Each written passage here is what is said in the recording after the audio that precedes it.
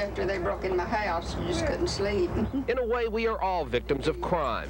We may not live behind bars like Francis Hicks does, but we do lock our doors and watch our steps, and we do wonder when or if we too will become victims. In this series, you will meet a lot of crime victims, and they all have one thing in common. They've experienced a lot of pain. And no pain is worse than the one you feel when a member of your family has been murdered. If it's your wife they found dead near the Trinity River, you might find the pain too much to bear. And if it's your daughter or granddaughter or sister or niece, it's no easier. You're living in a world where your next door neighbor will do you in. You're living in a world now, you know, where folk will smile in your face and have a gun in your back. Nobody cares anything about anybody anymore. And if you're a TV viewer, you may be used to this kind of violence, maybe even numb to it.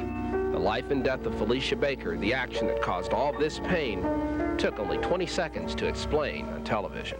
And in Dallas, police are now investigating an apparent homicide, the body of a woman. And on the news, you are spared the gory details about the multiple stab wounds to the 18-year-old girl's body. You are never told about how animals gnawed on her face. But her family has been spared no details and no pain. Her grandfather will never forget when the police first showed him a picture of the body. Well, I couldn't recognize on time where this I was at. And his face would cave in, and I said, well, he insisted on my son to go down there, and he seen her. And no, that was all. Come back and said that was her. Felicia's father started looking for her more than 2 weeks before the body was found. He put up signs, hoping for clues. He got none.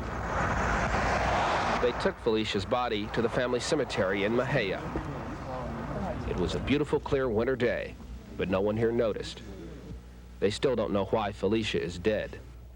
My wife wasn't no violent person, you know. It had to be someone like a maniac or something, you know, someone that had much hate in their heart.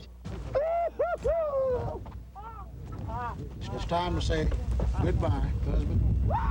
It's time to say goodbye, Dad. Every time I think about it, it comes to me, you know, the time that we were together and stuff, you know. And, you know, I think about how much I miss her. It is hard for Felicia's father to leave the grave. It is hard for him and his other children to do anything but stare and wonder about a murder they do not understand. Even days after the funeral, they wonder, especially about Marcus Tyrone Baker and his sister Brandolyn. These are Felicia's children, and everyone wonders how their father, Ricky, at age 20, will raise 2 infants alone.